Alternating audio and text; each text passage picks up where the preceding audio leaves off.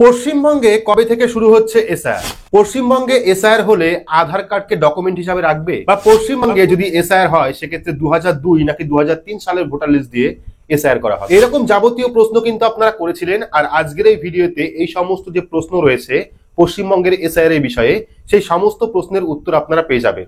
আশা করি ভিডিওটি আপনাদের কাজে আসবে। শুরু থেকে শেষ পর্যন্ত অবশ্যই দেখবেন। ভিডিওটি ভালো লাগলে লাইক করবেন, চ্যানেলটিকে সাবস্ক্রাইব করে পাশে রাখা বেল আইকনটি প্রেস করে নোটিফিকেশন অল করে রাখবেন, সবার সুবিধার্থে ভিডিওটি শেয়ার করবেন। তো চলুন শুরু করি। তো প্রথমেই যে প্রশ্ন আপনাদের প্রত্যেকেরই ছিল, অর্থাৎ পশ্চিমবঙ্গে যদি এসআইআর হয় সেক্ষেত্রে কোন কোন ডকুমেন্ট লাগবে, এটা আপনাদের প্রত্যেকেরই প্রশ্ন ছিল। তো পশ্চিমবঙ্গে যদি এসআইআর হয় সেক্ষেত্রে কিন্তু বিহারে যে নিয়মে এসআইআর হয়েছিল অথবা বিহারে যে ডকুমেন্ট দিয়ে এসআইআর হয়েছিল সেই ডকুমেন্টটি কিন্তু পশ্চিমবঙ্গে থাকতে পারে। কারণ নির্বাচন কমিশন পুরো ভারতবর্ষের, সেক্ষেত্রে কিন্তু একটা স্টেটে যে নিয়মটা হবে বাকি স্টেটেও কিন্তু একই নিয়ম হতে পারে। অর্থাৎ নির্বাচন কমিশনের দেওয়া 11টি ডকুমেন্টের মধ্যে যে কোনো একটি ডকুমেন্ট দিয়ে কিন্তু আপনি এসআইআর করতে পারেন। অর্থাৎ পশ্চিমবঙ্গেও কিন্তু হতে পারে সেই 11টি ডকুমেন্টই থাকবে, আদার্স কোনো ডকুমেন্ট নাও বাড়তে পারে। তো পরবর্তী সময় যেহেতু গাইডলাইন প্রকাশ হয়নি, সেক্ষেত্রে কি নির্দেশ আসে বা কোন কোন ডকুমেন্ট আসে সেটা কিন্তু অবশ্যই দেখতে হবে। নির্বাচন কমিশন যখন গাইডলাইন প্রকাশ করবে তখন কোন কোন ডকুমেন্টের লিস্ট আসছে সেটা আপনাদের অবশ্যই জানাবো। তো এবার আপনারা অনেকেই প্রশ্ন করছিলেন যে দলিলের যে কথা বলা হচ্ছে সেই দলিলটা কোন সালে লাগবে।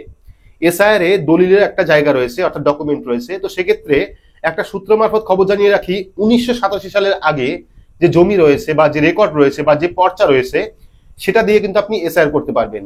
বাকি পাসপোর্ট রয়েছে, পাসপোর্ট দিয়ে আপনি এসআইআর করতে পারবেন। জন্ম সার্টিফিকেট রয়েছে, জন্ম সার্টিফিকেট দিয়ে আপনি এসআইআর করতে পারবেন। তো এখানে আরো অনেকের প্রশ্ন রয়েছে, জন্ম সার্টিফিকেট ম্যানুয়াল থাকতে হবে নাকি ডিজিটাল থাকতে হবে। অর্থাৎ অনেকের হাতে লেখা জন্ম সার্টিফিকেট রয়েছে, সেক্ষেত্রে যদি আপনার হাতে লেখা জন্ম সার্টিফিকেট থাকে সেটা দিয়ে কি আপনি এসআইআর করতে পারবেন নাকি ডিজিটাল লাগবে। তো যে কোনো জন্ম সার্টিফিকেট থাকলেই হবে, ঠিক আছে, এ নিয়ে কোনো সমস্যা নেই, জন্ম সার্টিফিকেট থাকলেই হবে। তবে সেই জন্ম সার্টিফিকেটটা কিন্তু অবশ্যই ভেরিফাই করবে।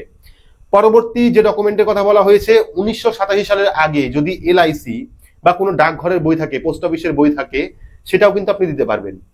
এইরকম যাবতীয় ডকুমেন্ট রয়েছে, এসসি এসটি ওবিসি সার্টিফিকেট রয়েছে, এই সমস্ত ডকুমেন্ট দিয়ে কিন্তু আপনি এসআইআর করতে পারবেন। বিহারে যে নিয়মে এসআইআর হয়েছিল হতে পারে পশ্চিমবঙ্গেও একই নিয়মে এসআইআর হবে। এইবার সব থেকে গুরুত্বপূর্ণ যে বিষয়, ইতিমধ্যে সুপ্রিম কোর্টে একটি রায় বেরিয়েছে যেখানে আধার কার্ড নিয়ে উল্লেখ করা হয়েছে। আমি গত ভিডিওতেও এই নিয়ে কথা বলেছি। তো আপনারা হয়তো মনে করছেন যে আধার কার্ডকে ওই 11টি ডকুমেন্টের মধ্যে ঢোকানো হয়েছে, অর্থাৎ ওই 11টি ডকুমেন্টের মধ্যে আধার কার্ডকে ঢোকানো হয়েছে টোটাল 12টা ডকুমেন্ট। এমনটা কিন্তু নয়। আধার কার্ডকে প্রাথমিক নথি হিসাবে ধরা হয়েছে। যদি কারো নাম এসআইআর এ বাদ যায় সেক্ষেত্রে কিন্তু তিনি আধার কার্ডের কপি জমা দিয়ে তিনি আবেদন করতে পারবে, শুধুমাত্র আবেদন করতে পারবে, কোনো ডকুমেন্ট হিসাবে ব্যবহার করতে পারবে না। আপনি যে সেখানে বসবাস করছেন তার একটি প্রমাণ হিসাবে প্রাথমিকভাবে আপনি আধার কার্ড দিতে পারবেন, অ্যাপ্লাই করতে পারবেন। পরবর্তী সময় আবারও ভেরিফিকেশন হবে সেই আধার কার্ডে যে সঠিক ডকুমেন্ট কিনা বা সঠিক ডিটেলস আপনি দিয়েছেন কিনা সেটা কিন্তু ভেরিফাই হবে। তো সুপ্রিম কোর্ট একবারও বলেনি যে 11টি ডকুমেন্টের মধ্যে আধার কার্ডকে যুক্ত করা হলো। ভালো করে বলে রাখি, 11টি ডকুমেন্ট রয়েছে, আধার কার্ডকে এক্সট্রা করে যুক্ত করা হয়নি। সেক্ষেত্রে এসআইআর হলে কিন্তু আপনারা আধার কার্ডের সিঙ্গেল ডকুমেন্ট দিয়ে আপনারা এসআইআর করতে পারবেন না। আপনারা আধার কার্ড দিতে পারবেন, তার সঙ্গে কিন্তু অন্য ডকুমেন্টও দিতে হবে যেটা লিস্টে রয়েছে, 11টি ডকুমেন্টের লিস্ট। আর আপনারা প্রত্যেকে হয়তো জানেন ইতিমধ্যে সুপ্রিম কোর্ট থেকে বলা হয়েছে যে আধার কার্ড কোনো নাগরিকত্বের পরিচয় নয় বা জন্মের পরিচয় কিন্তু আধার কার্ড নয়। আপনি ঠিকানা হিসাবে ব্যবহার করতে পারেন বা প্রাথমিক হিসাবে আপনি এসআইআর এ আধার কার্ড জমা করতে পারেন যদি আপনার নাম এসআইআর থেকে বাদ হয়। এবার দ্বিতীয় যে প্রশ্ন সেটা অনেকেই করেছিলেন যে পশ্চিমবঙ্গে এসআইআর হলে 2002 সালের লিস্ট ধরে এসআইআর হবে নাকি 2003 সালের লিস্ট ধরে এসআইআর হবে। কারণ বিহারে 2003 সালে এসআইআর হয়েছিল। সেক্ষেত্রে জানিয়ে রাখি, পশ্চিমবঙ্গে যেহেতু লাস্ট এসআইআর হয়েছিল 2002 সালে, সেক্ষেত্রে কিন্তু 2025-এ যদি এসআইআর হয় তাহলে কিন্তু সেই 2002 সালের লিস্ট ধরেই এসআইআর করা হবে। তবে রিসেন্টলি একটা আপডেট এসেছে নির্বাচন কমিশনের পক্ষ থেকে যে কয়েকশো বিধানসভায়, পশ্চিমবঙ্গের কয়েকশো বিধানসভার 2002 সালের যে লিস্ট, ভোটার লিস্ট, সেটা কিন্তু খুঁজে পায়নি। আর সেই জন্য নির্বাচন কমিশনের থেকে বলা হয়েছে যে সমস্ত বিধানসভায় এখনো পর্যন্ত 2002 সালের লিস্ট খুঁজে পাওয়া যায়নি সেই সমস্ত জায়গায় কিন্তু সেই সমস্ত বিধানসভায় 2003 সালের যে খসড়া লিস্ট প্রকাশ করা হয়েছিল সেই লিস্ট দিয়ে কিন্তু এসআইআর হবে। অর্থাৎ পশ্চিমবঙ্গে হতে পারে 2002 সালের এবং 2003 সালের এই দুটো লিস্ট দিয়ে কিন্তু এসআইআর হতে পারে। তবে এখনো পর্যন্ত 2003 সালের যে ভোটার লিস্ট, খসড়া লিস্ট, সেটা কিন্তু প্রকাশ করা হয়নি। আশা করা যায় খুব তাড়াতাড়ি সেটা আপডেট করা হবে, আপনারা অনলাইন থেকে পেয়ে যাবেন। বাকি এখনো পর্যন্ত আপনারা যারা অনলাইন থেকে 2002 সালের লিস্ট ডাউনলোড করতে পারেননি, ভিডিও ডেসক্রিপশন বক্সে সমস্ত লিঙ্ক আপনারা পেয়ে যাবেন। সেখানে স্টেপ বাই স্টেপ দেখানো আছে কিভাবে আপনারা অনলাইন থেকে 3 রকমের যে ভোটার লিস্ট, অর্থাৎ 2025 ভোটার লিস্ট, 1952 থেকে 1971 ভোটার লিস্ট এবং এসআইআর ভোটার লিস্ট অর্থাৎ 2002 সালের যে ভোটার লিস্ট, সেটা কিভাবে ডাউনলোড করতে হয় সম্পূর্ণ পদ্ধতি দেখানো আছে। আর এবার আসল কথায় আসি যে পশ্চিমবঙ্গে এসআইআর কবে নাগাদ হবে। তো এই নিয়ে কিন্তু এখনো পর্যন্ত কোনো নোটিফিকেশন বা বিজ্ঞপ্তি জারি হয়নি, কিন্তু সিইও ওয়েস্ট বেঙ্গল অর্থাৎ চিফ ইলেকট্রাল অফিসার যে দপ্তর, সেই দপ্তর থেকে কিন্তু যে ইসিআই অর্থাৎ ইলেকশন কমিশন অফ ইন্ডিয়াকে চিঠি পাঠানো হয়েছিল যে পশ্চিমবঙ্গে এসআইআর এর যে পদ্ধতি বা এসআইআর এর যে প্রক্রিয়া, সেটা কিন্তু তারা সম্পন্ন করে ফেলেছে। অর্থাৎ ইসিআই চাইলেই, ইলেকশন কমিশন অফ ইন্ডিয়া চাইলেই কিন্তু পশ্চিমবঙ্গে যে কোনো সময় এসআইআর এর যে গাইডলাইন সেটা প্রকাশ করে দিতে পারে। আর যখনই ইসিআই অর্থাৎ ইলেকশন কমিশন অফ ইন্ডিয়ার পক্ষ থেকে গাইডলাইন বেরিয়ে যাবে, গাইডলাইন প্রকাশ করা হবে, সেখানে কিন্তু সমস্ত ডিটেলস দেওয়া থাকবে যে পশ্চিমবঙ্গের ক্ষেত্রে কোন কোন ডকুমেন্ট লাগবে বা পশ্চিমবঙ্গে কিভাবে এসআইআর হবে, এই নিয়ে কিন্তু অবশ্যই গাইডলাইন প্রকাশ করবে।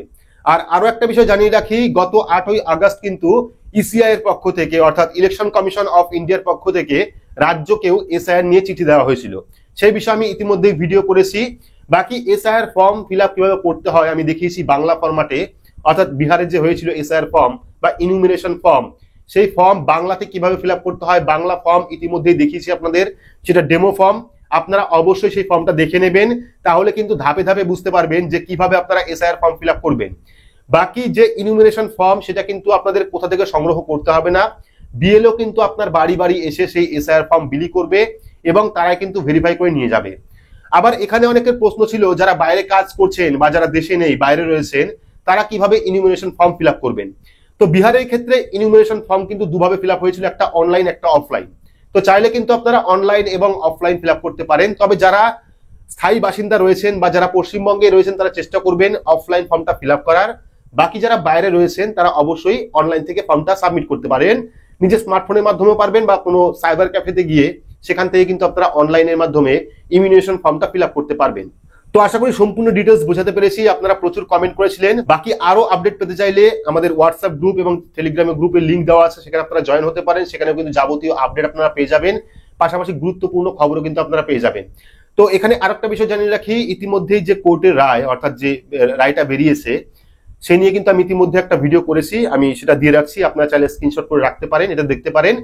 যেখানে বলা হয়েছে যে আধার কার্ডকে কিন্তু সেই 11টি ডকুমেন্টের মধ্যে রাখা হয়নি, প্রাথমিক ডকুমেন্ট হিসাবে আধার কার্ডকে ধরা হয়েছে। যদি কারো নাম বাদ যায় সেক্ষেত্রে কিন্তু তিনি আধার কার্ড দেখিয়ে, প্রাথমিকভাবে আধার কার্ড দেখিয়ে তিনি অ্যাপ্লাই করতে পারবেন এসআইআর এর জন্য। তো ভিডিওটি আপনাদের কেমন লাগলো অবশ্যই কমেন্ট বক্সে কমেন্ট করে জানাবেন। ভিডিওটি ভালো লাগলে লাইক করবেন, চ্যানেলটিকে সাবস্ক্রাইব করে পাশে রাখা বেল আইকনটি প্রেস করে নোটিফিকেশন অল করে রাখবেন, সবার সুবিধার্থে ভিডিওটি শেয়ার করবেন। তো আজকের মতো এইটুকুই, ধন্যবাদ।